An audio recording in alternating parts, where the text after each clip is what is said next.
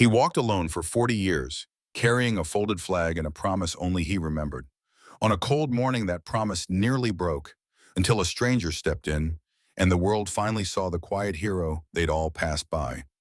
What happened next reminded an entire town and a nation what honor truly looks like. "What do you think you're doing, old man?" The officer's voice sliced through the crisp morning air like a blade, sharp and impatient.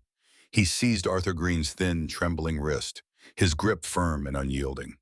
Arthur, now 92 years old, held tightly to a carefully folded American flag, his gnarled hands refusing to let go.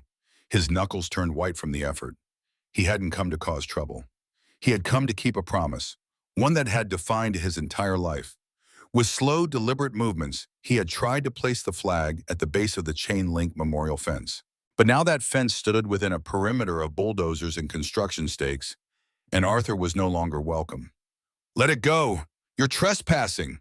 the officer barked again, twisting Arthur's arm without mercy. Arthur staggered under the pressure, his knees buckling. He dropped to the ground with a grunt, one knee scraping against the pavement. The flag slipped by slightly from his grasp, nearly touching the ground. Around him, a few pedestrians stood frozen in place. One of them raised a phone and began filming. Then, an unexpected sound cut through the tension. Tires screeching. Big ones. 3 black SUVs came barreling around the corner, their engines growling like thunder. They halted in unison with hard, precise brakes. The doors flung open, slamming against their frames. From the lead vehicle stepped a man in a sharply tailored dark suit. His eyes scanned the scene and locked instantly onto Arthur and the officer. "Unhand him. Now." The man's voice carried weight, authority. And in that suspended moment, no one moved, no one spoke, no one even asked who he was. They just knew. Something important had shifted. Long before his name stirred whispers or found its way into headlines, Arthur Green had lived a life so quiet it barely echoed against the loud, restless world around him. He lived alone in a small upstairs apartment above an old boarded-up barbershop in a tired Vermont town. Once a hub of factory work and prosperity, the town had aged badly. The buildings sagged. The pubs had long since disappeared, and the promises that came with them had faded into the past. Arthur's apartment was modest but well kept, the kind of place where nothing was ever out of order and everything had a purpose. On a shelf rested a black and white photograph of a platoon. A single, well-worn recliner faced an old radio, still functional, still in use. He never bought a television, didn't need one. At 92, his steps were slow and deliberate. Each movement seemed to carry the weight of memory, memories not just of his own, but of those who never came home. Still, he never missed his morning walk. No matter the weather, icy winds, baking heat, falling leaves, Arthur always made his way to the war memorial at the far end of the town park. He had done it every day for more than 4 decades. To most, he was invisible. Just the old man with a hunched back, a folded flag in his hands, in the same gray coat stretched over his thin frame. His path never changed. His rhythm never faltered. And to some, he seemed like a ghost from a past era, stuck in a loop of yesterday. But what they didn't see, what they never understood, was what he carried in that flag. The flag had been given to him by Helen Whitmore, the younger sister of Corporal Thomas Whitmore, Arthur's best friend.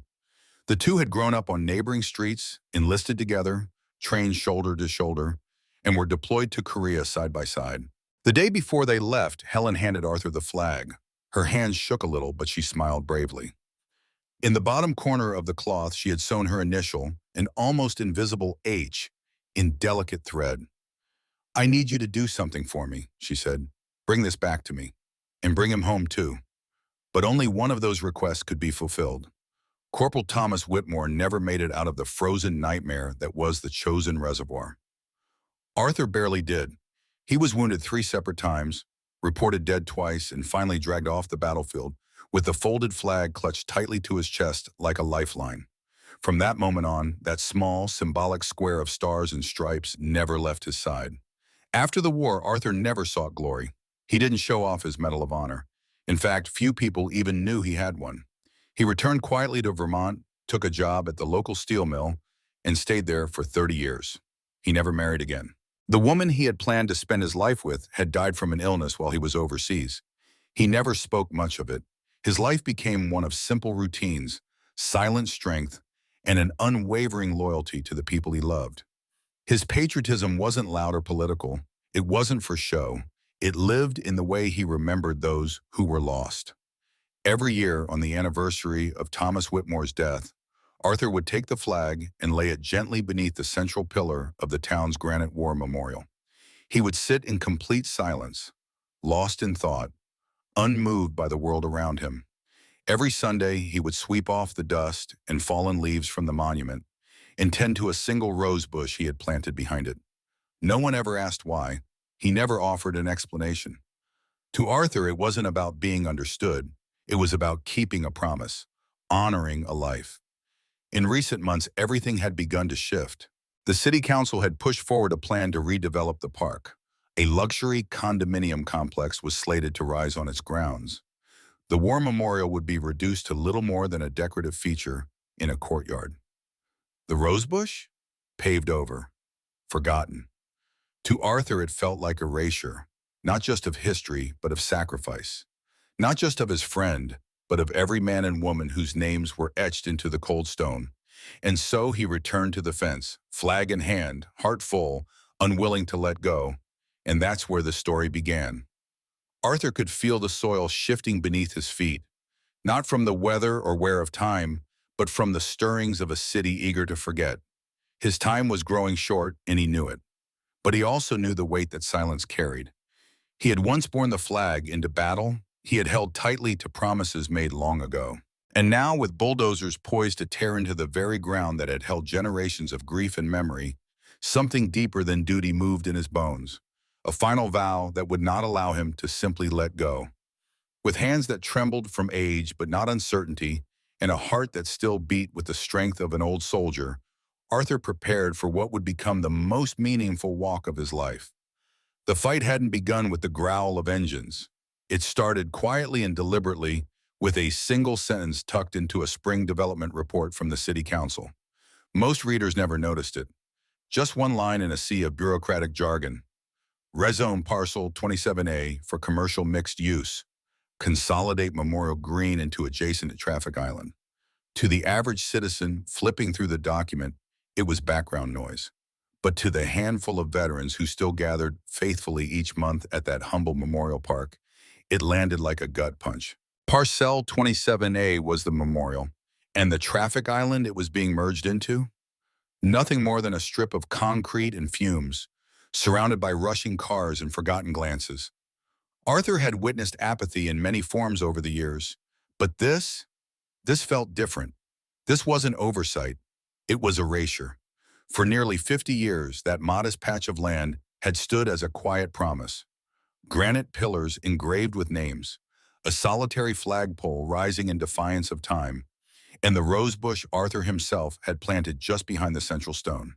It wasn't lavish, and it certainly wasn't famous. But it was theirs, every inch of it. When word began to spread among the older veterans, those whose hands shook from age but who still wore service pins with quiet pride, something stirred. They weren't activists. They weren't loud. But they showed up. Twice a week with folding chairs and faded signs that read, "Honor the fallen, not developers." Their presence was quiet but resolute, a living reminder that this ground had once been paid for in blood. Local newspapers gave it barely a mention. Most younger folks walking past didn't even glance over. The mayor called the park respectful but outdated, insisting that the new development, including a garage, was critical to the revitalization of downtown.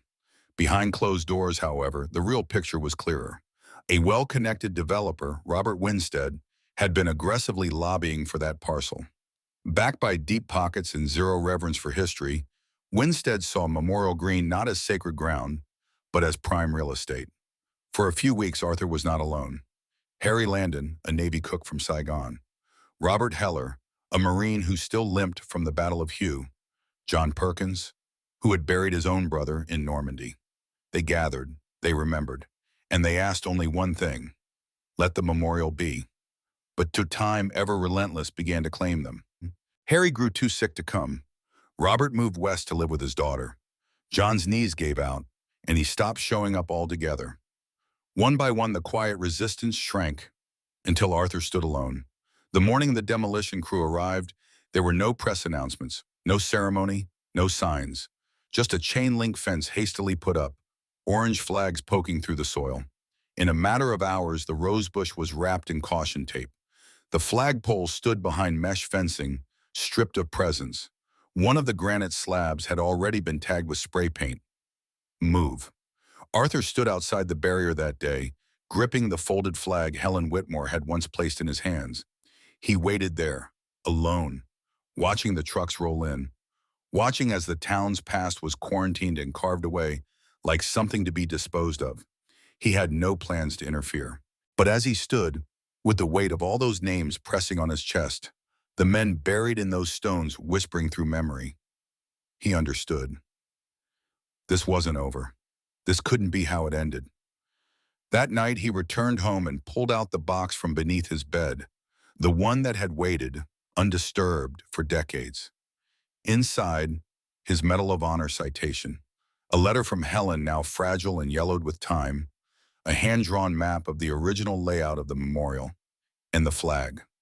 Always the flag. The next morning, Arthur dressed like he always had, coat, gloves, scarf. He folded the flag carefully, sealing it in a clear protective wrap. And then he walked, slowly, deliberately, back toward the memorial, not to argue, not to raise his voice, but to keep a promise, to return the flag. And if no one else would stand with him, then he would still stand, alone if necessary, but never silent. Arthur Green approached the war memorial one last time. Arthur Green made his way to the memorial just after sunrise, the way he always had, one steady, deliberate step at a time. The cold wind bit at his cheeks, but he welcomed the sting. To Arthur, that pain meant he was still here, still breathing, still walking for those who no longer could. But something was different this time. The memorial had changed. It was now surrounded by a chain-link fence, cold and impersonal, like the scene of a crime. Beyond the barrier, silent bulldozers sat like sleeping monsters, machines of progress waiting for the order to erase what once stood. A bold red sign warned in bold block letters, danger, demolition zone, no trespassing. Arthur didn't see danger. He saw betrayal. He stood still for a moment, his breath fogging slightly in the morning air. Slowly, carefully, he peeled back the clear plastic that protected the folded American flag he held, a flag he had preserved with care, reverence, and love. The stars and stripes lay neatly in his trembling hands. He didn't speak, didn't yell. He only searched quietly for a way in. His eyes landed on a small gap near a rosebush that had somehow survived the week's chaos of heavy machinery and careless feet. Then a voice cut through the silence. "Sir, step away from the fence." It was Officer Ryan Rand, a young cop who had been assigned to patrol the demolition zone all week. Square-jawed, clad in mirrored sunglasses, and radiating a hunger for control, he was still new to the force. This was his turf now. He'd seen the old man before and dismissed him as just another relic clinging to things that no longer mattered. Arthur didn't look back. "I won't be long," he said simply. "I just need to place this. It's for a friend." Rand stepped forward, his tone clipped and rigid. "This area is restricted. You need to move along. Now." Arthur finally turned to face him. His expression was calm, but his voice held quiet defiance. "I've been doing this for 40 years, every November. This isn't for me, it's for them." Rand's stance stiffened, his voice sharpened like cold steel. "You can honor them from behind the fence like everyone else. This is your final warning." Arthur inhaled slowly. He took a step toward the fence, moving toward that tiny opening near the rosebush. He wasn't rushing. He wasn't rebelling. He was remembering. That's when Rand acted. Without another word, he grabbed Arthur's left arm. The grip was forceful, calculated, mechanical, far too much for a man in his 80s. Arthur stumbled, the flag slipping slightly from his grasp. "Stop resisting," Rand barked like reading off a script. "I'm not," Arthur gasped, using his free hand to shield the flag. But Rand didn't hesitate. He twisted Arthur's arm behind his back and pushed him down. Arthur's knees gave out, and he collapsed to the pavement with a sound that felt louder than it should have. The flag tumbled from his hands, landing on the cold ground, partly unfolding. For a man who had survived the frozen hell of the Korean War, enemy gunfire, and over half a century of quiet civilian life, it wasn't the sharp pain in his shoulder that cut deepest. It was the sight of that flag, creased, sacred, now dirtied by the concrete. Rand reached for his handcuffs. "You're under arrest for unlawful trespassing and failing to obey a lawful order." "I'm not resisting," Arthur whispered. His voice trembled, not from fear, but from shame. People were watching now. A few pedestrians had stopped. A man raised his phone to record. A child clung to their mother's coat. No one stepped in, not yet. One voice said, "He's just an old man." Another muttered, "Should have followed the law." Arthur winced, not just from the pressure on his back, but from the words. His world had narrowed to the sound of grinding gravel, the scraping of metal fence, and the unbearable ache of being treated like a threat for doing nothing more than remembering the fallen. Then, in the tension and silence, the flag fluttered gently in the breeze. Arthur, with fingers sore and shaking, reached out instinctively, trying to catch it before it slipped farther away. That's when Rand jerked his arm up higher. Arthur cried out, a sharp, pained sound, short but heavy with frustration. The flag slipped fully from his grasp. Time slowed. The same man who once held the line at Chosen Reservoir now lay face down on a cold sidewalk, cuffed like a criminal. Inches away, the flag meant for a fallen brother lay in the dirt. And while most people looked away, one new sound began to rise.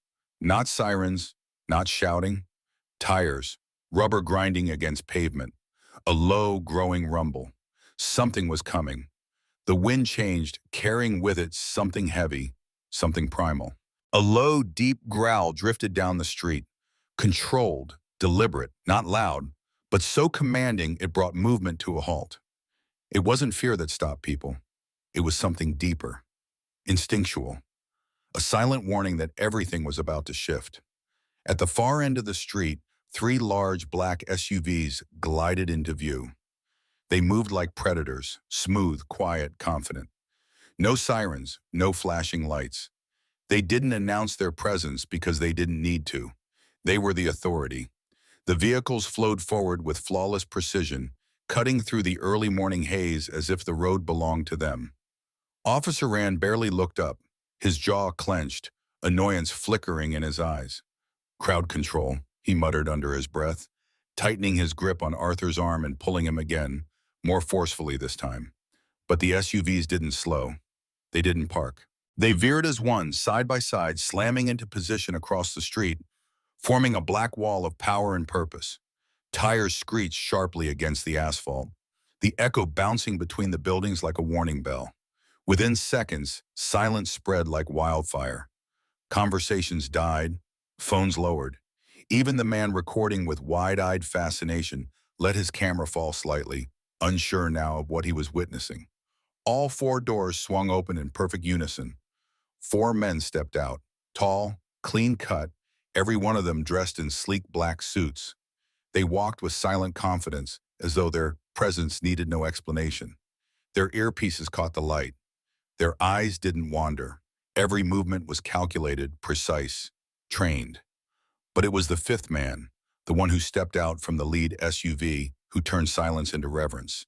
He was older, late 60s maybe, but his bearing was unmistakable.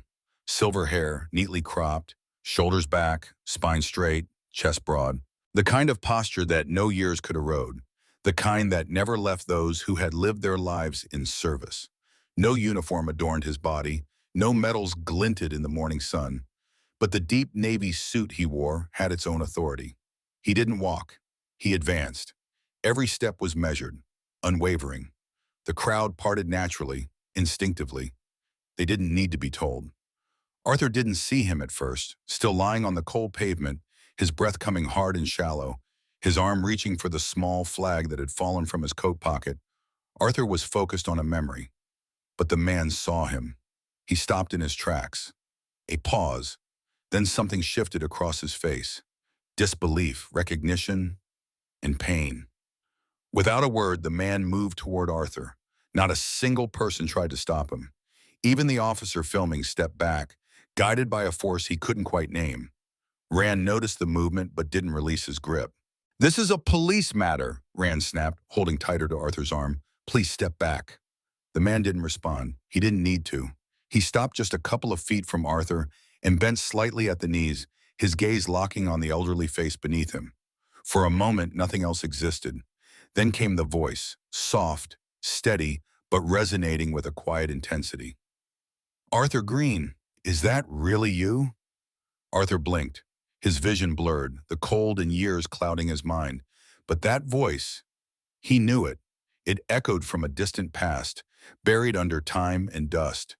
And then, like a bolt of heat through the ice, "Marcus." The man nodded slowly. Officer Rand still had Arthur's arm, but now he was the one unsure about to. "Sir," I said. Marcus Langford rose to his full height and turned toward the officer. His tone remained composed, but the command in it was unmistakable. "Unhand him. Now." Rand hesitated, his confusion mounting. "You don't have jurisdiction here, sir." Langford didn't blink. "I don't need jurisdiction. I need your respect." He stepped forward, calm but unwavering, and removed Rand's hand from Arthur's wrist with effortless finality. The handcuffs clattered as they hit the concrete. Arthur flinched at the sound, but then let out a slow breath, something between relief and exhaustion. A murmur rippled through the crowd. "Colonel Marcus Langford," someone whispered, and the name passed like a spark through dry leaves, an igniting awe. Langford, one of the most revered military commanders in recent memory. A legend, decorated, battle-hardened, feared by enemies, and beloved by those who had followed him into fire. Now standing quietly on a city street, his presence louder than any siren. He knelt beside Arthur again, placing a firm, steady hand on the old man's shoulder. "Help me up, son," Arthur murmured, voice worn thin. "I've got you," Langford replied without hesitation. He lifted Arthur to his feet, gently, like lifting something sacred. He turned then, his gaze falling on the officers who stood frozen. Rand, pale and rattled. Cates, staring at the sidewalk, his mouth tight with shame. Langford didn't shout. He didn't need to. His words were sharp enough to cut through stone. "Do you have any idea who this man is?" he asked, voice quiet but slicing. "This man held the line at the Chosin Reservoir when every other unit fell. This man saved 37 lives, including mine." His voice lowered, heavy with meaning. "He didn't break in war, and you dare lay hands on him in peace?" No one moved. No one dared. Langford turned to the onlookers, then finally to the small flag still resting on the pavement just feet away. He bent slowly, knees cracking, and lifted the small, folded flag from the ground. With delicate hands that trembled slightly from age or maybe emotion, he brushed away the dirt clinging to its creases. There was something in the way he handled it, gentle, reverent, that made the entire crowd fall silent. Even the restless shuffling stopped. He turned to Arthur, his voice catching as he tried to speak. "You carried this for him, all this time." Arthur gave a small nod. He couldn't form words. His throat tightened and his chest ached with the weight of memory. Colonel Marcus Langford looked down at the flag again, holding it carefully in both hands. He raised his voice just enough for it to carry across the crowd. "Then we'll carry you now." He paused, letting the silence settle around his words. The flag rested in his grip, his fingers running over the edge, finding something familiar. A letter stitched in faint thread, worn by time but still there. He knew it instantly. His breath hitched. Helen, his aunt, the one who had sewn that letter by hand a lifetime ago. He glanced at Arthur, then the officers who had just moments earlier wrestled the old man to the pavement, before finally turning to face the growing crowd. People had stopped in the middle of their routines, drawn in by something they didn't yet understand but could feel pressing on their hearts. Phones were lowered, heads bowed slightly forward, waiting. "I want everyone here to understand exactly what just happened," Langford said firmly. His voice no longer cracked. It carried strength, clarity. "This man is not just a veteran. He is not just someone with a story. He is the story." Behind him, Officer Rand shifted awkwardly, stealing a glance at Cates, who kept her eyes to the ground. Langford lifted the flag for all to see. "This flag was given to Arthur Green by my aunt. Helen Whitmore, on the day he and my father deployed to Korea in 1950. It was supposed to bring them both home. His voice caught. He breathed in slowly. Only one of them made it. The crowd was frozen, every face etched with emotion. My father, Captain Raymond Langford, died at Chosin Reservoir, 30 below zero, surrounded, outnumbered, 10 to 1. He turned to Arthur again, his voice full of something almost sacred. Arthur held the last defensive line with only a dozen men after the rest of their company was gone. He took 3 bullets and still managed to carry 2 wounded soldiers to safety. One of them was my father's radio operator. He lived. That's how we know what happened. The silence grew heavier. Even the wind stilled. Langford stepped closer to Arthur. My father died in his arms. That was the last message we ever received. And every year since then, Arthur has visited my mother with this flag, every year until the day she passed. A collective murmur rippled through the people watching, part shame, part awe, part disbelief. Langford gestured toward Arthur. This man, right here, raised the money to build this memorial. Brick by brick, dollar by dollar. He didn't ask for recognition. He didn't ask for credit. He asked only for space, for peace, for remembrance. Then Langford turned to Rand, his voice sharpening, eyes narrowing. And you put him on the ground. You twisted the wrist of a man who carries more honor in a single breath than most of us could hope to in a lifetime.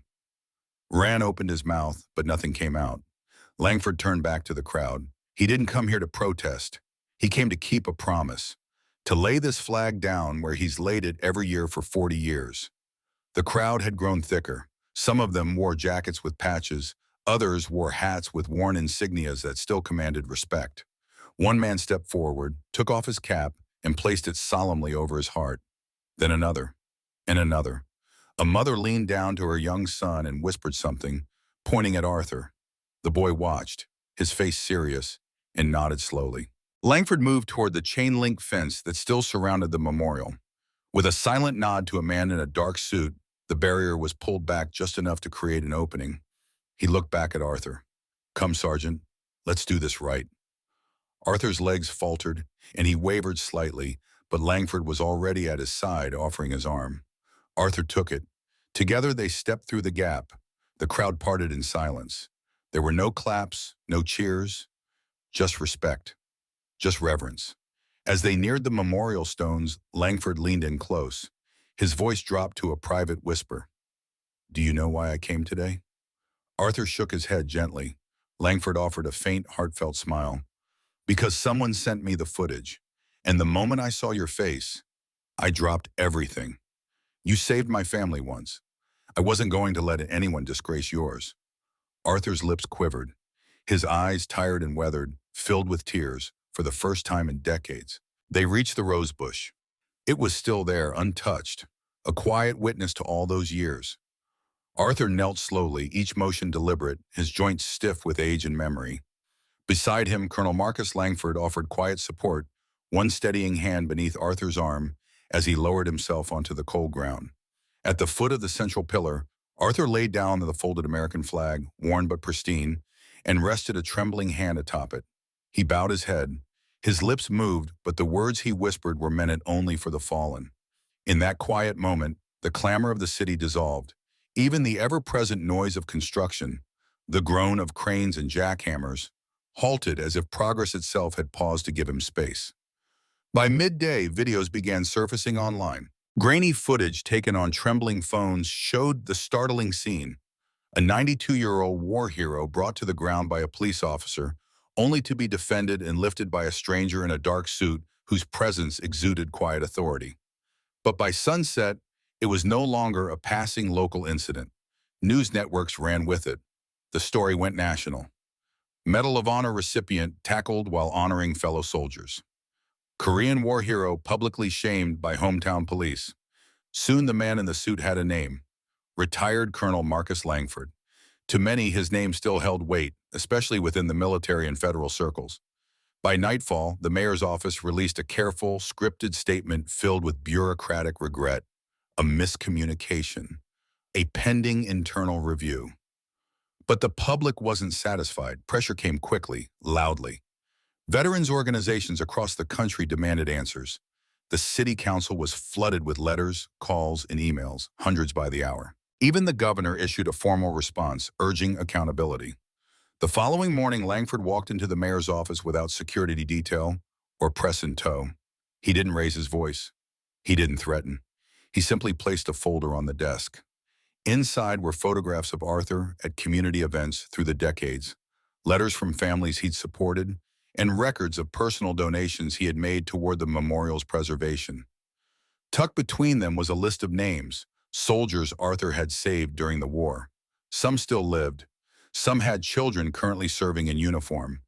There was no room for argument. Within 48 hours, the city halted the redevelopment plan indefinitely. The corporation backing the proposed parking structure quietly backed out.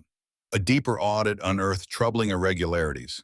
Land deals made without full council approval, skipped environmental reviews, and under-the-table exchanges for zoning changes. Faced with growing scrutiny, council members scrambled to shift blame and distance themselves.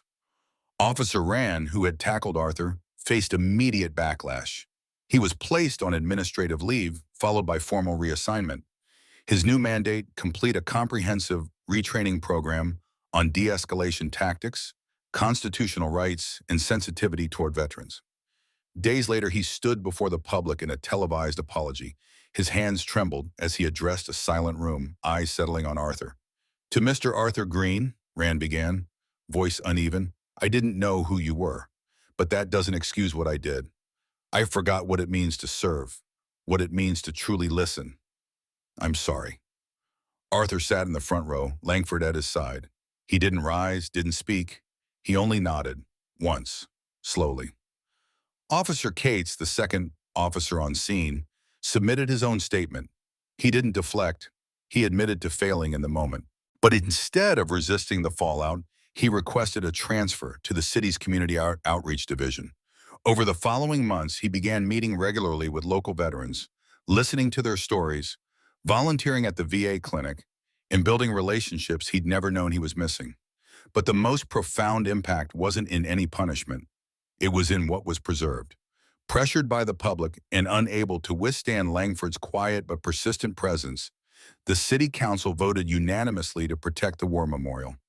The land was declared permanently exempt from commercial development, forever untouchable. The fencing came down, the construction equipment disappeared. And then something remarkable happened. People started coming. Not just veterans, but families, teenagers, retirees, teachers, mechanics, strangers who had only seen Arthur's story on the news. They brought small flags, bouquets of flowers, faded black and white photographs. Some sat on a bench Arthur had helped install years earlier. Others simply stood in silence, hands over hearts, reading the names etched into stone. A new bronze plaque appeared at the base of the monument. Not flashy, not oversized, but deeply felt. It read, "To those who served, and to the ones who remembered, even when the world forgot." There was no mention of Arthur's name. That had been his decision. He didn't want credit. He didn't seek attention. All he had ever wanted was for people to come, to see the memorial and feel what he had always felt, a quiet reverence, a solemn duty to remember. And now, finally, they did. Langford kept visiting, never in uniform, never with fanfare. He wasn't there as a colonel, but as a friend. Each year on November 27th, without fail, he and Arthur would return together to that same rosebush. With steady, weathered hands, they'd place the very same flag, always neatly pressed, yet never replaced. It wasn't about spectacle. It wasn't about starting over. It was about remembering exactly as it was, exactly where it mattered. Justice, in the end, didn't arrive with sirens or front-page headlines. It didn't come wrapped in courtroom drama or punishment. It came slowly, quietly, through awareness, through a shift in a community's gaze, through the stillness of people finally choosing to see what had been in front of them all along. Justice came in the form of change, real, lived change. In a town that had once turned away, a promise was kept, not just by Arthur Green, but by those who, at long last, saw him clearly. This story was never really about a confrontation at a fence. That moment may have drawn the world's attention, but what it truly revealed was something far deeper. It was about perception, about what we allow ourselves to see and what we unconsciously choose to overlook. In today's fast-paced world, we skim headlines without absorbing the weight behind them. We pass strangers like they're invisible, forgetting that the quietest among us often carry the most profound stories. A man in a tattered coat, holding a folded flag at his chest, may seem like just another background figure. But for Arthur, that flag was everything. It held his sorrow, his loyalty, his memory, and his unbreakable promise. How many others like Arthur walk among us unnoticed? How many veterans, caregivers, and elders silently carry burdens that no one has ever thought to ask about? What happened at that fence didn't just shine a light on one act of disrespect. It exposed something more unsettling, a collective failure. In our pursuit of progress, we sometimes crush remembrance beneath our feet. In the name of speed, we forget to show respect. And in the rush to build what's next, we forget the very people who laid the first stones. Arthur wasn't seeking recognition. He never asked for applause. He didn't fight for attention. He fought against forgetting. He stood his ground not to resist the law, but to protect memory. And the fact that it took a convoy of veterans, a colonel, and a viral video to make people stop and notice. That's what should haunt us most. There's a bitter irony here. The same society that once called on Arthur and men like him to give everything, later turned around and asked them to fade quietly into the margins, to not cause a scene, to stand aside. But it was that very scene, that quiet, heartbreaking moment at a fence, that woke us up. Because when the handcuffs came off, when the gate was unlocked, not just literally, but symbolically, it revealed something bigger. What can happen when we choose to restore dignity instead of denying it? That small town didn't just protect a memorial after that day. It rediscovered its soul. This isn't just a story to be heard and forgotten. It's a challenge, a call. It asks something of each of us. Are we truly listening to those who came before us? Are we doing our part to preserve the people and places that give our communities meaning? And what about those in positions of power? Officers, city leaders, decision makers? Are they being taught that respect is not a command? It's a mindset, something lived, something modeled, something felt. Arthur's quiet stand sparked a reckoning, not because he raised his voice, but because he refused to let memory be erased in silence. So the next time you see someone walking slowly with a limp, or sitting alone in a faded service jacket at a bus stop, pause. Don't look away. That might be someone who carried more than we'll ever comprehend. The real question is, will we honor them now while they're still here to feel it? Or will we once again wait for shame to wake us up too late? Arthur Green still makes his way to the memorial. He's slower now, doesn't speak much. He never really did.